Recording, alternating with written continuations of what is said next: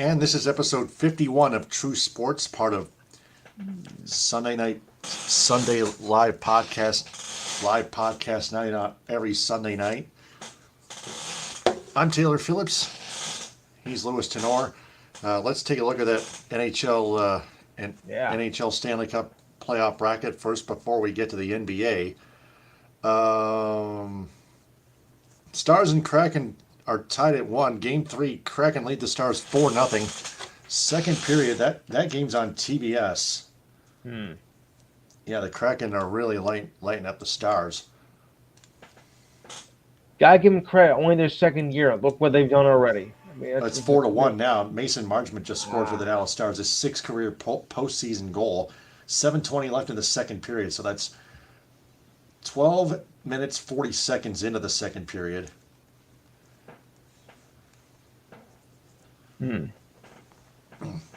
15:29 time on ice for Marchment.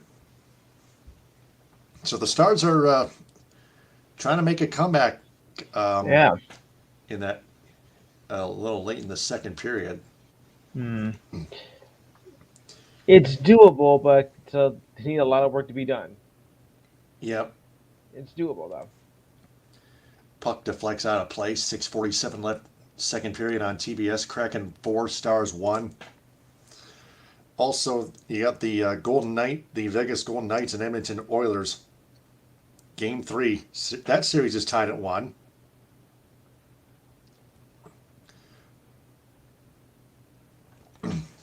Game 3 is tomorrow night at 8:30 in Edmonton at Rogers Place. This should be interesting. This should be an interesting game in that series. Oh, I think so. Oh, yeah. And then you got the Eastern Conference semifinals. The Carolina Hurricanes double up the New Jersey Devils 8-4 earlier today. And they need that game. They need that game. The Canes lead that series 2-1. And then the Florida Panthers up 3-0 on the Maple Leafs, the Toronto Maple Leafs. Panthers won in overtime 3-2. Unreal. Toronto got past the first round finally, but I guess they're taking baby steps if the Maple Leafs get swept. Very, very much baby steps. Mm-hmm. Exactly. Yep, Panthers are quite a juggernaut underdog because Panthers took the second wild card spot in the Eastern Conference standings. Yeah, that's as low as you can go. Yeah, they upset the Boston Bruins. Yep, in 7 games. It was. Yeah, I gotta show you. I gotta message you a video on the Boston Bruins. Hang on a second. This is from Urinating Tree. Good old Urinating Tree. Oh yeah. Yep, and then there we go. Share more, and then Louis Tenor on Messenger. There we go. Sent. Dead duck. I'm a dead duck now. Yep. Congrats, Bruins. Yep. Little did we know. I know. I mean, look, they were a minute away from winning the game, and of course, trying to continue on their magical season run, and then all of a sudden, the wheels just came right off. The Panthers never gave up. No. Obviously not.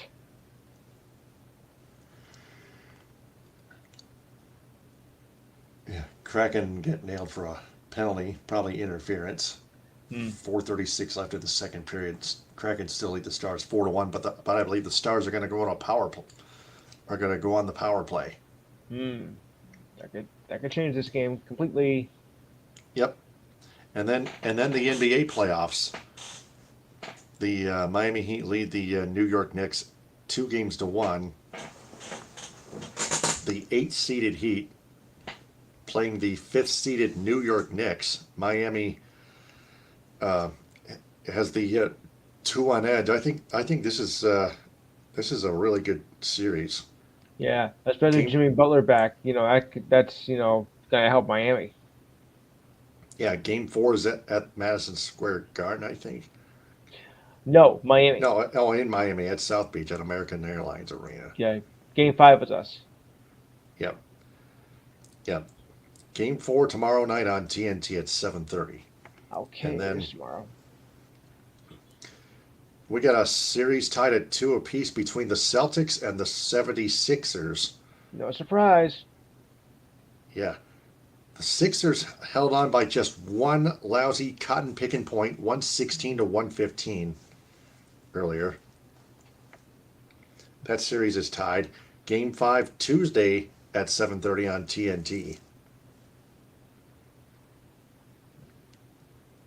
And then over in the Western Conference, another series tied at 2, Suns and Nuggets. Suns won their last 2 games, 121 to 114 in Game 3, and then 129 to 124 in Game 4. Those scores ended up being close games as Yeah. well. I wish I could say the same for with the Lakers and the Warriors, because even though that the series is, you know, close to being even, the game has been anything but close. Oh yeah, Yeah, one blow after another. Suns and Nuggets back to Ball Arena for Game 5 Tuesday at 10 on TNT. Ah, Speaking of Warriors and Lakers, the Lakers lead the series 2-1. Game 1 was a close one, but man, games 2 and 3 both lopsided. exactly. Yeah, 127 to 100 Warriors in game 2, evening up that series at 1, and then the Lakers.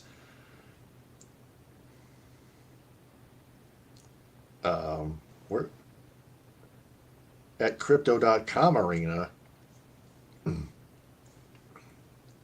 What a stupid name. What the Lakers winning 127 to 97. Yuck. Yeah, that. So, what do you think Game 4 tomorrow night at 10 should be like? I think this one should be a close game. I mean, there's only so many blowout games that the series can possibly have. I expect this one to be much closer. All right, we'll see what happens. And then before we get to your true sports report, my Tigers, although they lost today 12-6, their bullpen imploded again. Well, all of a sudden, but they came as close as second place in the AL Comedy Central before they winning 5 straight games before today. And you beat the Mets soundly too. Yeah, they swept the Mets. They almost swept the Cardinals. The Cardinals are 11-24. Oh. Yeah, the Tigers, I think, should have swept them. Yes, 11-24. But Mason Englert, he sucks. He's a liability. He needs to be sent back down. Same for Tyler Holton. Never even heard of that chump. That irrelevant chump. Can't be that good then. Yeah. Kraken kill off their penalty. Still lead the Stars 4-1. 2 minutes left and winding down second period. All right, so it's time for your true sports report. Go ahead. And away we go. All right, let's check out all the Major Baseball games that are done for the day. And here it goes. The Braves over the Oilers in 12, 3-2. Orioles, huh? Yeah, Tonkin got the win. Perez got the loss. And that game was on NBC this afternoon, just in case you got the win. They do one game a year. Oh, wow. Yeah, just one. Probably Peacock or something. Yes, but they are related. But they are related, so. Yep, that is true, yes. Peacock is NBC Online. Right. Phillies over the Red Sox 6-1. Walker got the win. Hulk got the loss, and Graham got the save. Blue Jays over the Pirates 10-1. Karishki got the win, and Cortez got the loss. Rockies over the Mets 13-6. Suter got the win, and Yacobonis got the loss 13-6. They're drowning. Guardians over Twins 2-0.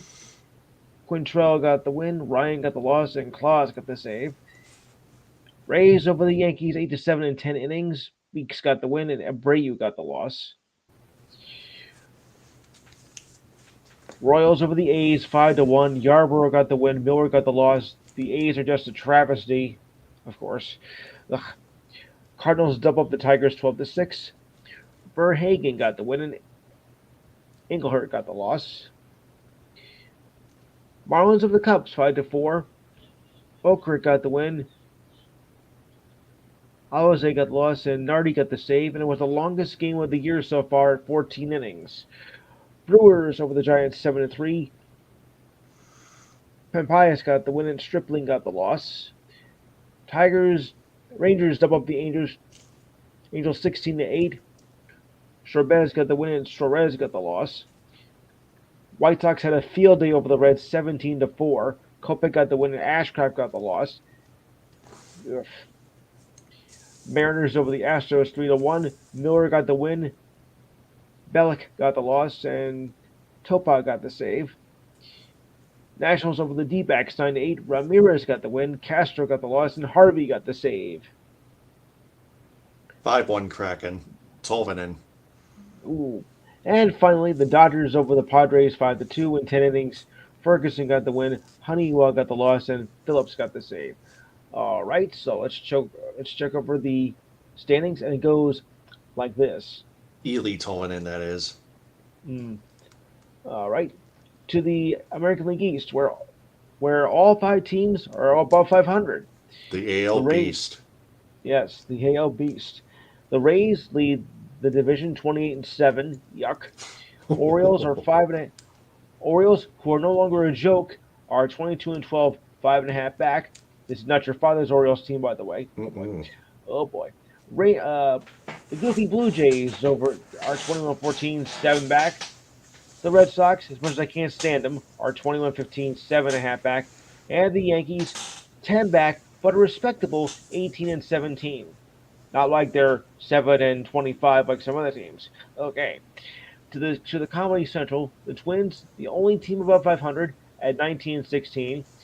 Guardians, 16-18, 2.5 back. Tigers, not far behind either, with 15-18 at 3 back. That's the White good. Sox, yeah, they're the White Sox at 12-23, 7 back. And the Royals, where's 2015 when you need them, at 9-26, 10 back. 2015, they won the World Series, and look at them now. Ugh. Pathetic. Okay, to the West.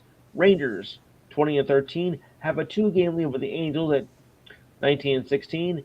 The Mariners, 17-17, 3.5 back. The Astros, also 17-17, 3.5 back.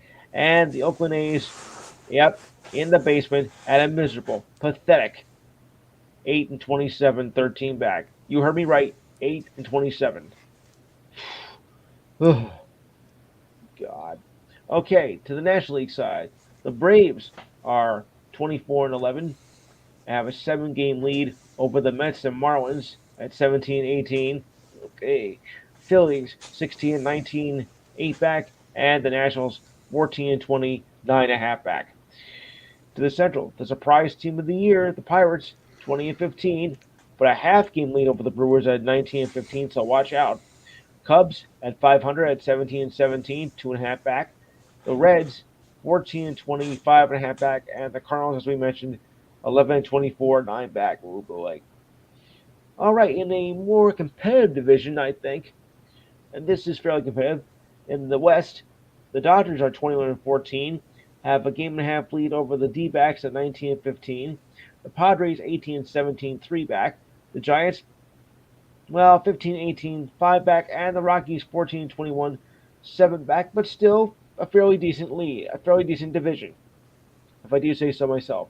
Okay, so tomorrow's schedule, and it runs this way. And of course, being it's Monday, it's a lighter schedule than most of the week. So here we go. No day games tomorrow. The earliest game will start at 6:10 when your Tigers take on the Guardians. A pair of 6:35 games as the Rays take on the Orioles and the Rockies take on the Pirates. 7:05 A's take on the Yankees. Oh, this should be fun. 7:40 we got three games. The White Sox take on the Royals. The Dodgers take on the Brewers, and the Cardinals take on the Cubs. 9:38 is the Astros at the Angels. 9:40 games are the Marlins taking on the D-backs, and the Rangers taking on the Mariners. 9:45 the Nationals take on the Giants. All right, so we go down to the yeah, let's go with the hardwood. Why not? Okay, so there were a pair of games that just ended. The Sixers over the Celtics, 116 to 115. Yeah. Jason Tatum, 24 points, 18 rebounds, 6 assists. Yuck. And James Harden, 42 points, 9 assists, and 8 rebounds. And the series is tied at 2. Over to the other game, the Suns over the Nuggets, 129 124. Nikola Jokic, 53 points, 11 assists. Devin Booker, 36 points, 12 assists, and 6 rebounds. And that series is tied at 2. Nikola Jokic picked up a technical for messing with the Suns owner during Game 4. Oh, boy. You should know better in a playoff series not to do that. Nitwits. Okay, so tomorrow's games. The Knicks take on the Heat in Miami at 7:30, with the Miami leading 2-1. And in the Battle of California, the Warriors take on the Lakers at 10 p.m. The Lakers lead that series 2-1. Again, though, I am not surprised by how well the Lakers are doing in these playoffs. This is not a typical 7th seed. So I just want to make that abundantly clear. Okay, now we'll go over to the ice. And it goes this way. All right, at the end of 2, the Kraken over the Stars 5-1. Should be easy. And the series is tied at 1 game apiece. The Devils doubled up on the Hurricanes 8-4 in a game they desperately needed. And the Carolina, though, leads the series 2-1. In overtime tonight, the surprise team in the playoffs, the Panthers, who just barely qualified to get in the playoffs, have a 3-0 lead in the series over the Maple Leafs as they won 3-2 in overtime. Hell was frozen over. Okay. All right, so tomorrow's schedule will go this way. The Golden Knights take on the Edmonton Oilers at 8:30 on ESPN. Series tie 1 game apiece, and that is the only game on the schedule. I think I just might do some soccer here because I haven't neglected the MLS. I know that 99% of the population doesn't really care about it, but I'm one of the few that do. So if you just bear with me for a minute. Only one game on the schedule that happened today, on the men's side, that is, as Kansas City beat Seattle 2-1, and there are standings in this league here. Unfortunately, they don't give you it. So we'll just go to the next item then. So now we have our news of the day, and it's kind of as depressing as some of the stories that came out today. To start off with, the Dallas Stars canceled a watch party last night that was planned during the road game at the plaza outside their home arena, about 30 miles outside an outlet mall in Texas, where 8 people were killed last night, and I send out my condolences to the victims. We are very sorry for this tragic event. While Game 3 was scheduled in Seattle, the Stars opted against having a watch party outside the American Airlines Center out of respect for the victims' families. Coach Pete DeBoer, speaking at today's morning skate, said the team was heartbroken by the mass shooting. Allen Premium Outlets, a sprawling outdoor shopping center about 14 miles from the Stars' practice facilities, faculties in Frisco. I have a cousin who lives out there. DeBoer is in his first season as Stars head coach, and his family shops there, and so do some of the players. It really hits home, and it really hits home, and just tragic. DeBoer said, "Frankly, when you hear the victims being as young as 5, you just get tired of hearing it. I think when you hear Sandy Hook, Parkland, or Nashville, you know, unless it's your backyard, you likely push off to the side. And when it hits your backyard, then you realize the horror of it." DeBoer acknowledged how difficult it was to play the game after something so tragic like this. Who can blame him? More tragic news, mentioning this concerns the Cavaliers, as Nick Gilbert, who served as representatives at the draft last season, passed away from a genetic condition. He was only 26. The son of the Cavaliers owner Dan, his wife Jennifer, and Nick had a long battle of NF1, which causes non-cancerous tumors to grow on nerve pathways throughout the body. His death was announced by Ira Kaufman Chapel in Southfield, Michigan, where that is their regular home. Dan Gilbert has owned the Cavaliers since 2005 and is founder and chairman of Rocket Companies. He frequently asked Nick to sit in the Cavaliers chair and brought the team good luck, with Nick wearing his typical bow tie in the seat. The Cavaliers got the number one pick twice, once with Kyrie Irving in 2011, now well, and Anthony Bennett in 2013. And we are very sorry for that. Of his passing. Ah. Okay, four-star guard Bronny James, LeBron's boy, that is, has made his commitment to USC. That came yesterday.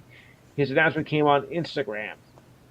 He's a 6'3" guy from Cleveland who attended Sierra High School out on the West Coast and is considered one of the top 5 point guards in the country. He was 19th ranked on ESPN's top prospect list and earned McDonald's All-American honors this past season. Yeah, but can you play like your father? We'll see about that. Okay. After sitting on Game 2 against the Knicks with an ankle injury, Jimmy Butler did not miss a step in Game 3. Thanks a lot. With just 2 minutes to go in the fourth, was fouled and went to the line and made a pair of free throws. As Butler stepped up to the charity stripe, he took a moment, caught his breath, and put his hands at his knees. The fans of the Pacers Center slowly rose to their feet, cheering their MVP, who returned to lead the Heat to dominant victory over the Knicks and take a 2-1 lead in the series. Butler finished with a game-high 28 points after missing 2 games with a right ankle sprain. Butler said, "I feel all right," when asked how he was doing and what would it take to get ready for Game 3. "A lot of recovery and making sure I can move when to it for sure. I have a great team behind me, and that people don't see that there was always room for me, and making sure that I have everything I need when I'm off the floor to recover." There was a moment in the third where Heat fans held their breath as Butler made contact with the stanchion and was a bit hobbled going up to the court. Head coach Eric Spoelstra told ESPN during on-the-court interviews in the third fourth quarters that Butler injured his thigh. After the game, Spoelstra said that Butler was not seriously injured. After playing in the entire third quarter, Butler did not come until the final 5 minutes in the fourth. He had a 17-point lead, and Butler came back as the Heat led by 14. Spoelstra said Butler can come back sooner, but both were on the same page about when to bring him back into the game. Unlike the first 2 games, that had 20 lead changes and 15 ties, Game 3 was all Miami from start to finish, and he controlled the game from wire to wire to take that Game 3 win. Game 4 tomorrow night in Miami in about 21 hours from now. The Warriors lost Game 3 to the Lakers in a matter of minutes. After building an 11-point lead throughout the first quarter and midway through the second, the Warriors collapsed and saw the Lakers finish the half with a 30-8 run. and turned that into a 30-point rout to take Game 3. It was a recipe for disaster that the Warriors have been through before many times this season. A lot of bad games slipped through us uh, in 3 bad minutes, in 6-minute stretches. Whatever is the whole tone of the game changes, said Warriors guard Stephen Curry. It's not a good feeling when you're trying to settle into what's happening in real time. In the last series, we proved we could figure out and overcome something unfortunate. We need to do that again based on what we did tonight, now being last night. Much of what hurt the Warriors in Game 3 was also resolved in Game 1. The Warriors led the Lakers, attempted 37 free throws compared to the Warriors' 17, and they also committed 19 turnovers that turned into 27 points. They shot 13 for 44 from a three-point range. Not for nothing, but this has been a very strange series, one blow after the other. After coming off a blowout with the Warriors in Game 2, the Warriors expected adjustments from the Lakers, but it wasn't anything the Lakers did that caused their issues that many were self-inflicted. When the Lakers went on the run, the Warriors coach Steve Kerr said they lost their composures, and Curry said they fell right in the hands of the Lakers. They certainly did. Okay. Big shock of the week. The New York Rangers and head coach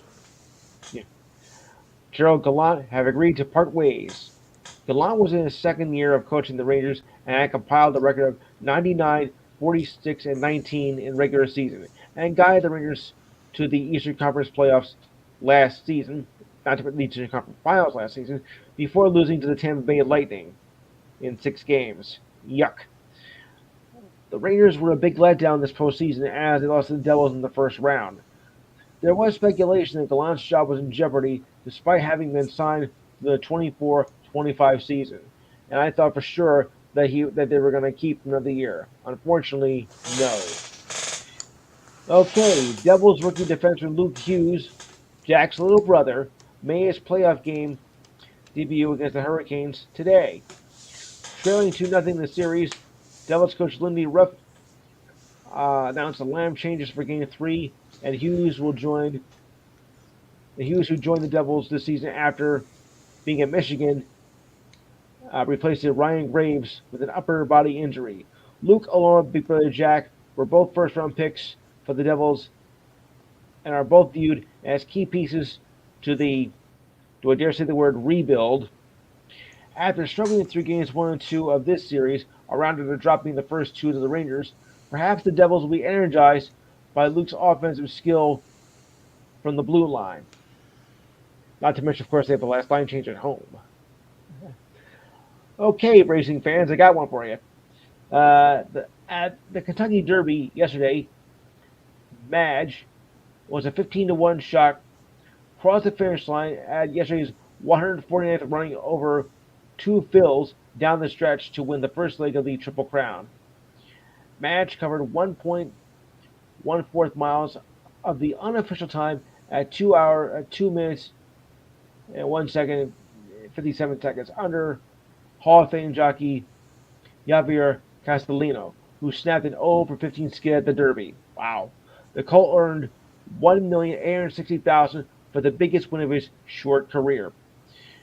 Madge, who did not race as a 2-year-old, only had 1 win in his 3 previous races, giving little indication that he could triumph over 17 other horses to a race that is not kind to inexperienced horses.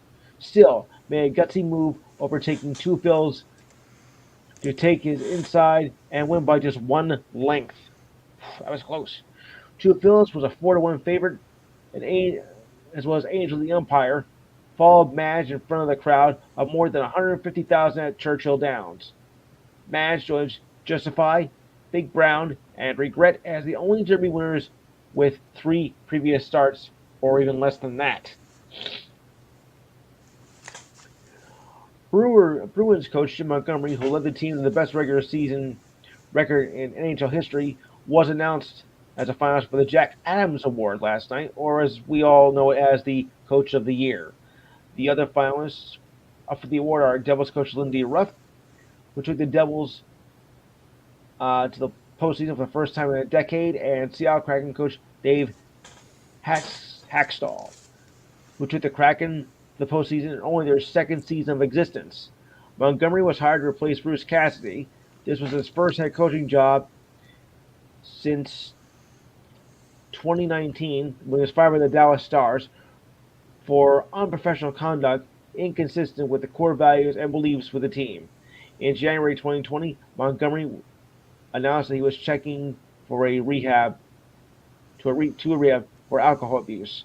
Montgomery led the Bruins to the best regular season and wins in points, only to be upset by the Panthers after giving him a goal in the final minute of regulation and lost in overtime. The ultimate choke disaster in NHL playoff history. But keep in mind, though, the voting for the award started before the playoffs began. Ruff led the Devils to the second greatest year-to-year improvement in NHL history, after scoring 112 points this season compared to only 63 points last season, trailing only the Sharks, who improved from 58 points in the 1992-93 season to the 93-94 season, where they set a new franchise record of 52 wins. Hackstall took the Kraken to the postseason in just their second year of existence and improved by 40 points from their debut season, and were the fourth highest scoring team in the league. The awards will be handed out next month in Nashville. If you want the exact date, June 26th. That's an easy day for me to remember. Enough said. Speaking of the Kentucky Derby, there were a few scratches from the race yesterday, as the Derby favorite Forte was out with a bruised foot. Churchill Downs made the announcement yesterday. The announcement came after a morning workout. Forte galloped to the track, then jogged alongside the barn with his trainer, Todd Pelcher, and co-owner Mike Rebel, was seen meeting with the state racing commissioner veterinarian afterward. Repole said the state's vets were concerned about a bruised right foot on Forte. The horse stumbled on the track during a workout on Thursday, though Pelcher downplayed the injury. Should have done that. Forte was on a 5-race winning streak and was listed at 3-1 odds to win the Derby at the morning line, and 4-1 before he was scratched. Tapid Trice and Angel of the Empire were listed as 9-2 odds before Forte withdrew from the race. This was the 5th horse to drop out of the Derby this week, as Practical Move, Lord Miles, Contior, and Skinner were all scratched. This hasn't happened to as many horses dropping out since 1936. There were 18 horses competing for the title race, the smallest race since 2020, when, of course, the pandemic caused the Derby to be pushed back till September. Stars made a goaltending change. Scott Wedgwood in goal to start the third period. The Tampa Bay Lightning have signed defenseman Michael Leesmont to a 1-year deal. He was acquired on March 1st from the Sharks in a trade for Vlad Namestnikov. In 15 regular season games, Leesmont had a goal and 2 assists. He made his playoff debut in Game 1 in the first-round series against Toronto and picked up his first playoff points with a goal and an assist. Not bad for a newcomer. As we mentioned, Game 3 of Devils. The Devils were having the same problems they were in the last series, as they lost 6-1 to the Hurricanes and were in an 0-2 hole before heading back to the Garden State. Nico Hischier, after said, we should really be ticked off.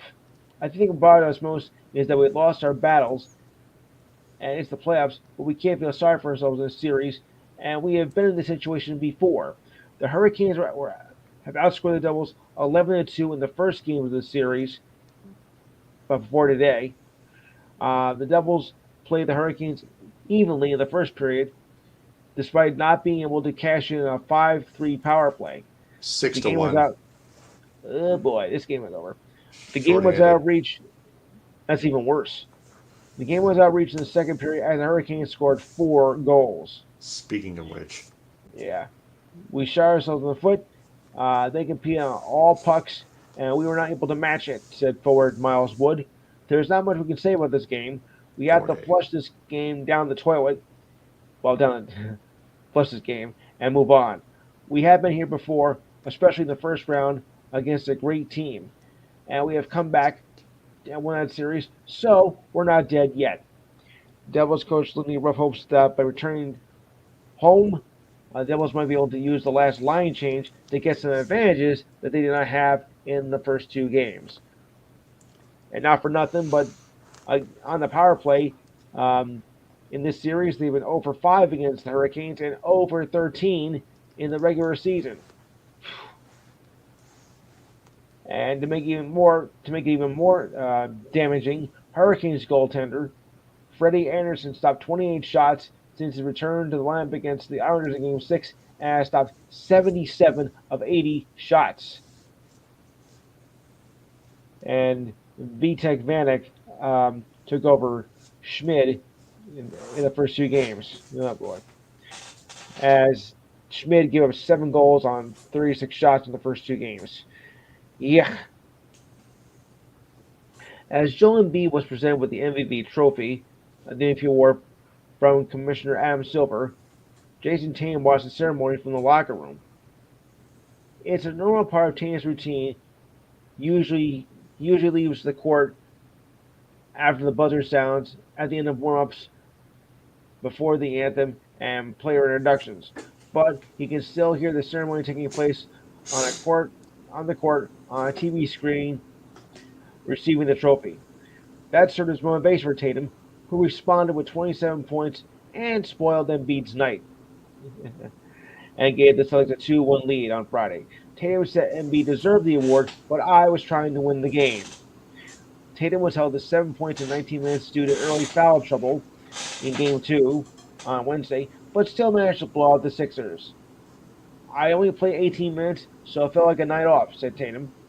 It only took 3 minutes in Game 3 for Tatum to score as many points as he did in Game 2, and matched his Game 2 output in the final 3 minutes, outscoring the Sixers 7-6. We were organized, said Celtics center Malcolm Brogdon. We were just organized, poised, and made the right reads. We made shots, of course, but you can't do anything without being organized and get to the right spots. And, of course, get the ball in the right hands.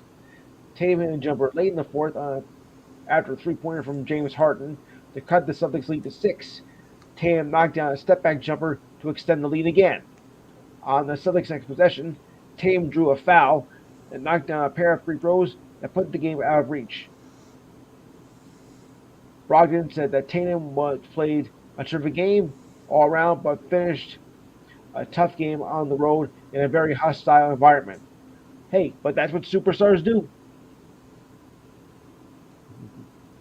And Harden scored 45 points in Game 1, but struggled in Game 2, shooting 3 for 14 with 16 points on off night for him, and Jaylen Brown finished with 23 points. Okay. After preseason right foot surgery that never healed, Duke forward Darquie Whitehead, projected first round pick in the June draft, will undergo a second procedure, but is expected to recover in time for the regular season. Whitehead, who underwent a procedure on the fifth metatarsal bone on his right foot last August, met with specialists and was determined a second surgery was needed to be repaired. He is ranked 24th by ESPN and is expected to attend the Combine in Chicago next month.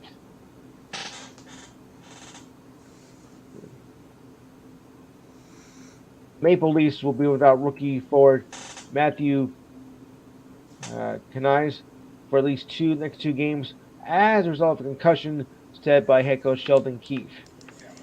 Knies was injured in Thursday's loss to the Panthers in Game 2 of their series. Well, no wonder the Leafs are struggling.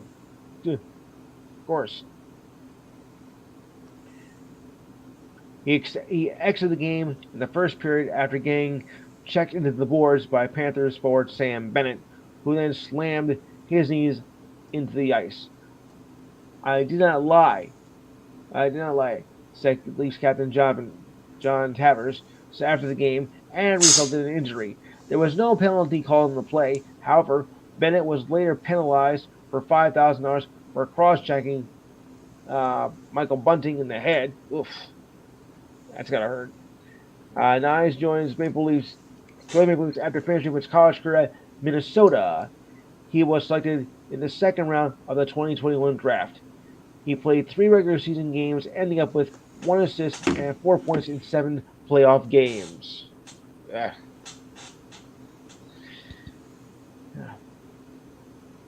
As we mentioned, with the mass shooting that killed 8 children and a security guard in Belgrade, what did you mention? I'm sorry.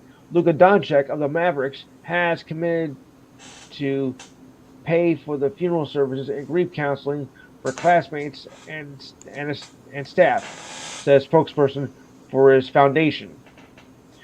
Luka has deep ties to the region that include a grandmother, an aunt, an uncle, and a cousin who live near the area, and his father is a native of Siberia.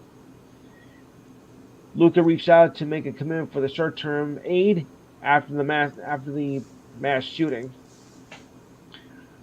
and plans to be a part of whatever long-term assistance arises from the violence that occurred at the school on Wednesday. Doncic is a native of Slovenia and is expected to welcome other involvement from the NBA players with Balkan roots to help in the wake of this senseless tragedy.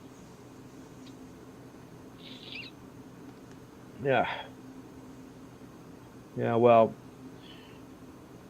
Chris Paul was rolled for Game 3 with a groin injury that he suffered in Game 2 against the Nuggets. Not much you can say about that. Yeah. Okay, now the big shock on the NBA front. The Bucks have fired Coach Mike Budenholzer after an early round exit to the Miami Heat. Now that was a big surprise. The decision to make this change was very difficult, said by Bucks general manager John Horst said in a statement on Thursday. Bud helped the Bucks for 5 seasons, including winning the 2021 championship, their first since 1971, and entered into an era of sustained success. We are grateful for the culture and leadership and winning that Bud helped create. Bud had 2 years and $16 million left on his current deal, sources told ESPN. The Bucks won 58 games this season and the playoffs with the top number 1 seed, but lost to Miami, the 6th time a top seed had lost to an 8th seed team. He is the 4th coach in the last 50 years to lead his team to the best regular season record and not return for next season. He joins Mike Brown of the 29-2010 Cavaliers, Phil Jackson of the 97-98 Bulls, and Pat Riley of the 89-90 Lakers. Budenholzer's decision making game came into question when the Bucks blew a double-digit lead in Game 4 and Game 5. In Game 5, the Bucks had a pair of opportunities to win on the final possession in regulation and overtime, but Budenholzer elected not to use his timeouts in either scenario, which cost you the game, and now it's cost you your coaching job with the Bucks, which I don't think is right because they had such a great season, and yet you fired him anyway. I don't see the logic in that, to be honest with you. Okay. Another note here. Knicks forward Julius Randle says he had a lot of respect for Miami Heat star player Jimmy Butler, as both were dealing with ankle injuries, as both teams were involved in the Eastern Conference semifinal series. I had a lot of respect for Jimmy, said Randle after practice on Thursday. You know what type of player he is, but mentally, you know he is locked and engaged despite how he's feeling, and he will be great. That's a nice thing to say about your opponent. He's about to whip you. We just want to make it hard for him and limit our mistakes as much as possible. Randle, who injured his ankle in the last regular season game and in Game 5 of their first round series against the Cavaliers, was forced to miss Game 1 of their series against the Heat, which they lost. But Butler also injured his ankle late in Game 1, and the Knicks took advantage of that and won Game 2. it's really not the pain, Reynolds said. It's getting back on the court. Yes, that's the problem. For me, it was not being able to do anything for a while and get my conditioning back and get my muscles fired up again. And of course, Butler is back in action. Great. Yeah. So anyway, after the Rangers were eliminated, there is also talk of two star players pondering their futures. Of course, Gallant is now out, but they're still wondering about Patrick Kane for one of them, and another player as well. But they said nothing has happened from the organization. Told me about anything. Patrick Kane and Vlad Tarasco are at the trade deadline, and both are pending free agents. Tarasco had 4 points in 7 playoff games, and Kane had 6 points, but Kane was hindered by a lingering injury and multiple reports in Kane that it was to his hip. So that could be the problem right there. Personally, I look at the series. I don't know how, if it helped us feel a bit better, I could have helped us to win that series, but it's so disappointing. The longtime winger said he anticipated leading in the next week and what steps to take and be fully ready to go for next season. Kane is said to become an unrestricted free agent for the first time in his career. He said he'd love to be back with the Rangers because he said there's an unfinished business, but he knows that he wants to sign younger players and fill other priorities. And of course, Kane spent 16 seasons with the Blackhawks before heading to the Rangers and won 3 Stanley Cups.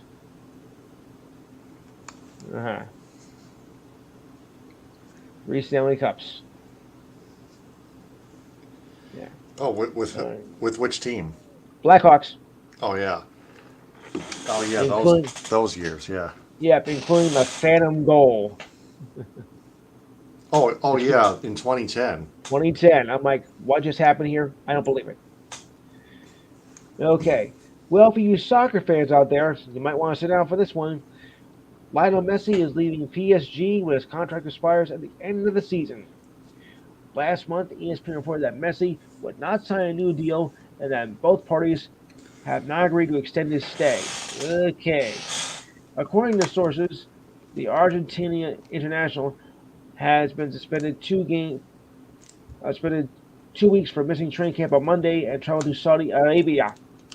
After the loss to Lorient, their third loss in 4 league games, Messi flew to Saudi Arabia without permission.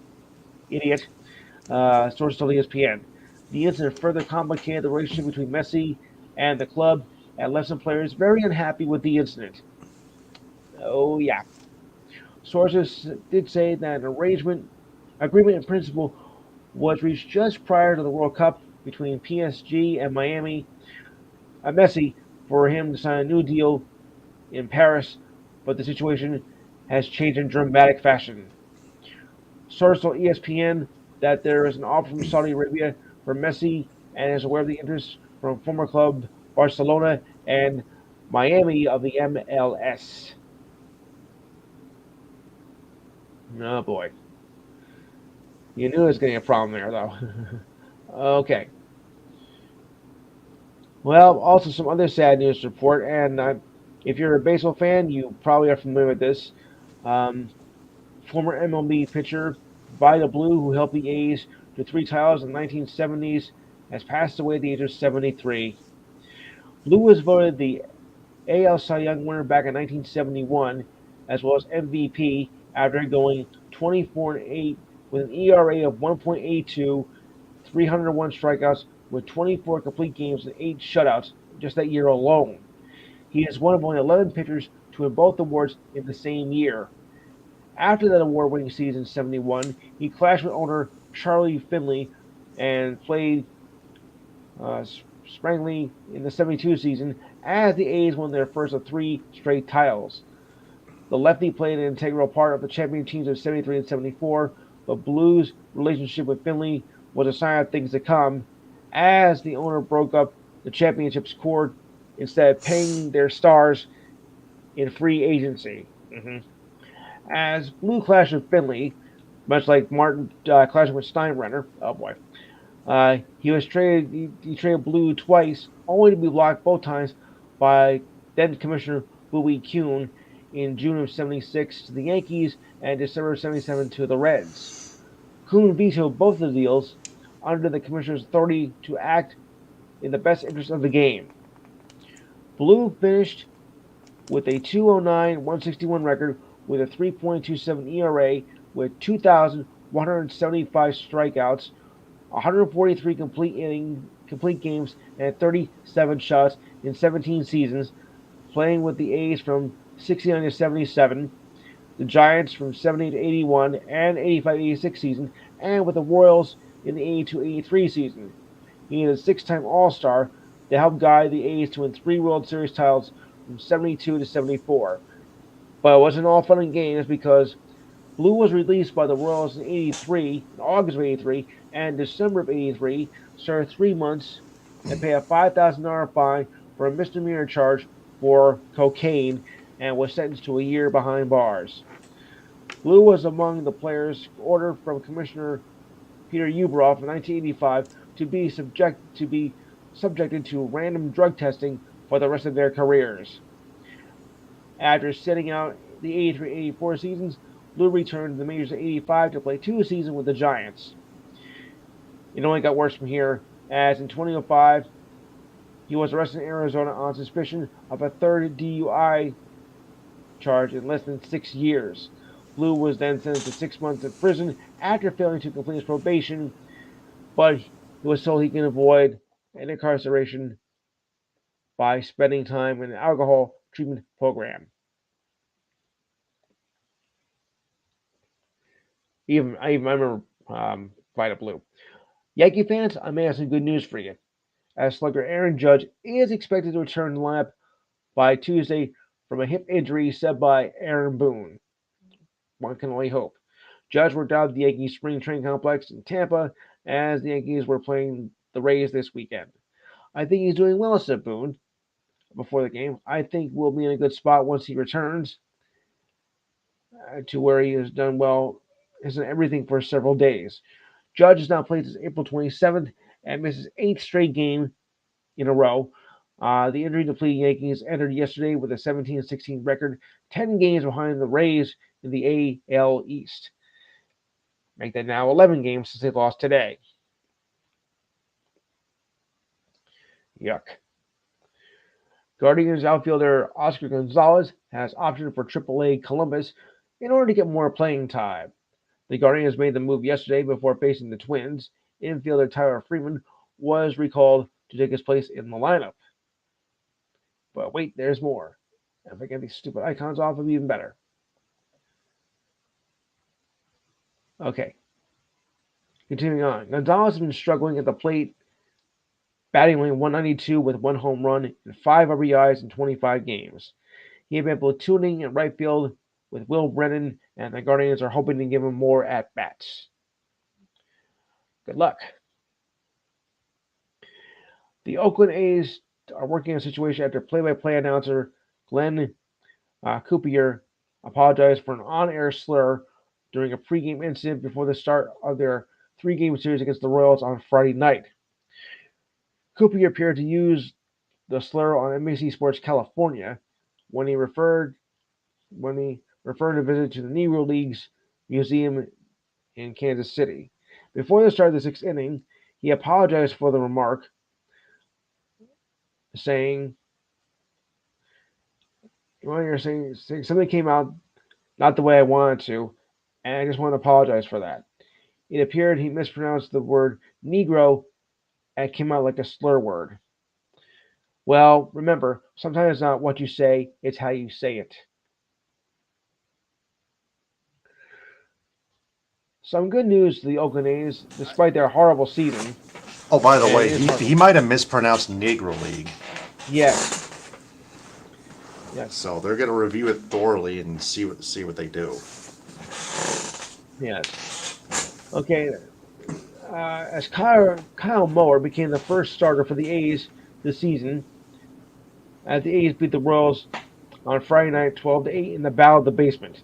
The A's starters were 0-16 as it passed the 2022 Pirates for the longest streak to start a season without a win by a starter. It's also a franchise record, too, dubious as it is. The Nationals hold the record at 43 consecutive games without a win from a starter, but that did not happen at the start of the season. So there's the difference right there. Still, that's a very dishonorable mention. Okay, Blue Jays first baseman Vladimir Guerrero Jr. was a late scratch in their win over the Pirates due to left wrist discomfort. Dalton's left the number 3 spot, the usual spot for Guerrero, in the batting order, and Calvin Biggio, who entered the lineup at first base for the second straight game. Brandon Belt and Kevin Klemmer both drove in 2 runs as the Blue Jays had 14 hits in an easy victory over the Pirates, even without their star first baseman. All right, and this is a real tragic story here. Well, I shouldn't say tragic because it wasn't fatal, but a spectator fell over a protective railing and into the Red Sox bullpen while he was reaching for a ball in the first inning of the Red Sox win over the Phillies on Friday night. The fan was taken to a trauma center at the Thomas Jefferson University Hospital, according to medical personnel on the scene, after he tumbled one level on open concourse into the Red Sox bullpen at right center field. Oof. The injury occurred when the fan reached over on the railing in an attempt to retrieve a ball his way, the Phillies said in a statement. The fan was conscious and responded after leaving the ballpark. His injuries were not disclosed. Later in the game, a Phillies employee was cleaning up blood off the concrete where the fan fell. His name has not been identified. Ugh.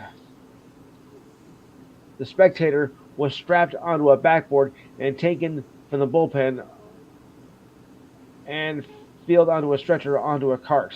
Ugh. Looks like it was going to be all right, though. If it's out of reach, don't bother. Okay. Astros right-handed pitcher Luis Garcia will need Tommy John surgery and will miss the rest of this season. Yet another blow to the Astros starting rotation. A day has not been set for the surgery, and the Astros said that Garcia is expected to return next season. Just at what point in the season, that we don't know. Garcia was placed on the 15-day injured list when he left Monday's game against the Giants with elbow discomfort, painful as it is. This season was 2-2 with a 4.0 ERA and 6 starts. Last season he was 15-8 with a 3.72 ERA and 28 starts. He finished second in the AL Rookie of the Year, leading voting after going 11-8 with a 3.8 ERA in 30 games with 28 starts. Yeah, congratulations, Bruins. Premature, people. Yeah. Yeah. Okay, for you New York Giants fans, pro defensive tackle Dexter Lawrence reached agreement on Thursday to a 4-year, $90 million deal with $60 million in his pocket. The deal makes Lawrence the third highest paid defensive tackle in the league behind Jeffrey Simmons of the Titans and, of course, Aaron Donald of the Rams. Oh, what a surprise. It comes after he stayed away from the start of the Giants' voluntary offseason program due to a disagreement, a source told ESPN last month. He did stay in contact with the Giants and Coach Brian Daboll. He dealt with this contract situation. It is always the Giants' plan to address his contract this offseason. He was also to play his 5th year of his rookie contract, and the team wanted to lower his salary cap from $12.4 million this season, $12.4 million. Talks were put on hold in recent weeks, even if signing Lawrence was the top priority ahead of running back Saquon Barkley, who stayed away from the offseason workouts because he had yet to sign the franchise tag. Next week, things will calm down a bit and circle up with everyone on the team. Yeah, well, good luck. Before you know it, though, preseason will be here. Okay. Well, of course, we all know that the Marlins and the Braves don't like each other, and they have this thing against Ronald Acuna Jr. as he removed from Thursday's win against the Marlins just out of precaution after he fouled off a ball off his left knee in the sixth inning, just 3 days after he was removed from the game against the Mets with a bruised left shoulder. Acuna was on the ground for a while as he grabbed his left knee, but finished his at bat as he returned to right field in the bottom of the sixth. Braves manager Brian Snitker said after the game that Acuna is fine, or at least that's what we think. Acuna is fine, but was having trouble bending his knee, so the Braves wanted him to get treatment right away. You hit a ball off your knee, and it'll hurt for a while, but he's going to be fine. He was replaced by Sam Hillard, who went to center field, and center fielder Kevin Pillar took Acuna's spot at right field. But Acuna did extend his on-base streak to 23 games as he reached base on a fielding error by first baseman Yuri Brunell in the first. He also had an RBI and a stolen base in the second. He was removed in the second game of Monday's doubleheader against the Mets with a bruised left shoulder after being hit by a fastball of 93 miles per hour by Taron Miguel. Leading off the game, Acuna was drilled with an 0-2 pitch. He sat on the ground for a few minutes, holding his shoulder and in pain while receiving treatment from a trainer. When it rains, it pours. All right.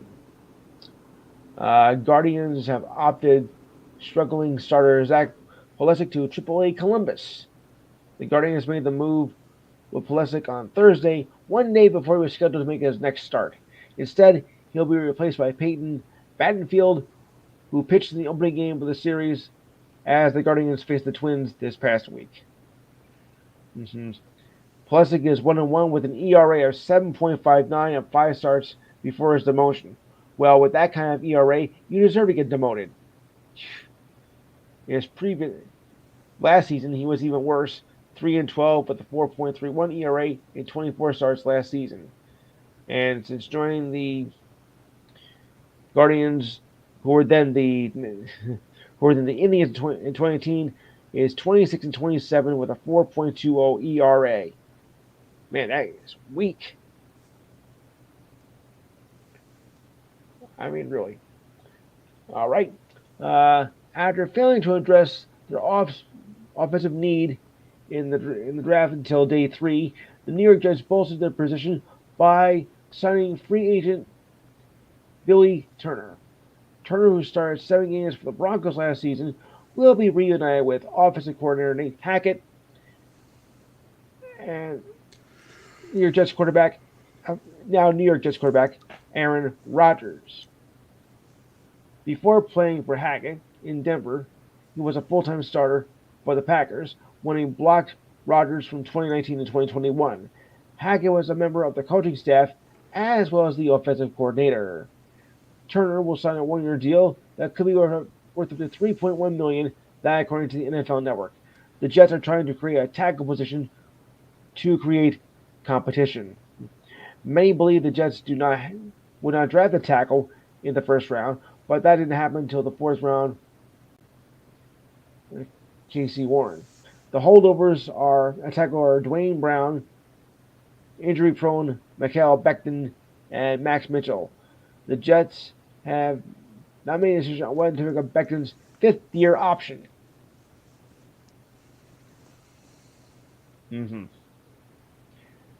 Speaking of more Yankee injuries, well, we had another one as Harrison Bader, well, I should say, is off now. He was reinstated from the 10-day injured list back on Tuesday.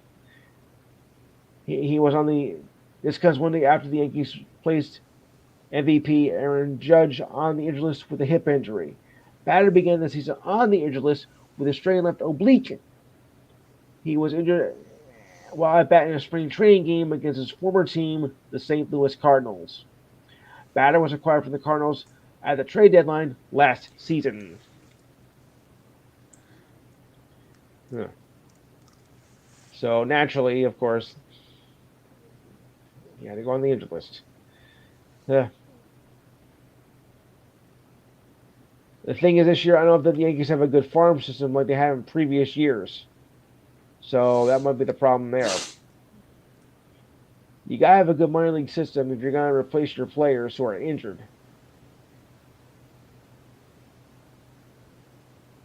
Otherwise, it's gonna be a long season. But hey, it could be worse. You could be the Oakland Athletics. Oh, that was bad. And finally, actually no, that's it. So my report is done. So I'll turn back over to you, Taylor. All right, so that is episode 51 of True Sports. He's Lewis. I'm Taylor. We'll be back next week for episode 52. Ta ta. Good night, folks.